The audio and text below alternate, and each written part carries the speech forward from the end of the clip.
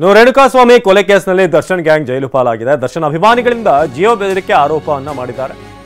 Doctor Rajkumar ಅಭಿಮಾನಿ ಕನ್ನಡಿಗ Yogi complaint ಅನ್ನು ಕೊಟ್ಟಿದ್ದಾರೆ. ನನಗೆ ಜಿಯೋ ಬೆದರಿಕೆ ಇದೆ ದರ್ಶನ್ ಅಭಿಮಾನಿಗಳಿಂದ ಅಂತ. ಡಿಬಾಸ್ ಅಭಿಮಾನಿಗಳ ಕೈಗೆ ಸಿಕ್ಕರೆ ನಿನ್ನನ್ನು ಮುಗಿಸ್ತೇವೆ. ಕನ್ನಡಿಗ ಯೋಗಿ ಮೊಬೈಲ್ಗೆ ಕರೆ ಮಾಡಿ ಅವಾಚ್ಯವಾಗಿ ನಿಂದನೆ ಮಾಡಲಾಗ್ತಿದೆ ಅಂತ ಫೇಸ್ಬುಕ್ನಲ್ಲಿ ನಕಲಿ ಖಾತೆ ಮೂಲಕ ಯೋಗಿಗೆ ಬೆದರಿಕೆ ಹಾಕಿದಾರಂತೆ. ಈಗ ಕಂಪ್ಲೇಂಟ್ ಅನ್ನು ಕೊಟ್ಟಿದ್ದಾರೆ. ಡಾಕ್ಟರ್ ರಾಜ್ ಅಭಿಮಾನಿ ಯೋಗಿ ಫೋಟೋ ಹಾಕಿ ನಿಂದನೆ ಮಾಡಲಾಗಿದೆ. ಇದು ದೂರಿನ ಪ್ರತಿ. ಇನ್ನೊಂದು ಕಡೆ ಯೋಗಿಗೆ ಬೆದರಿಕೆ.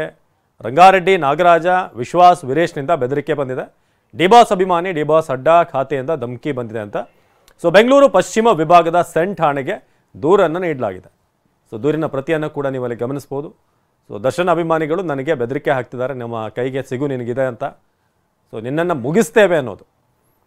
ಇದು ಕನ್ನಡಿಗ ಯೋಗಿ ಕೊಟ್ಟಿರುವಂಥ ಕಂಪ್ಲೇಂಟ್.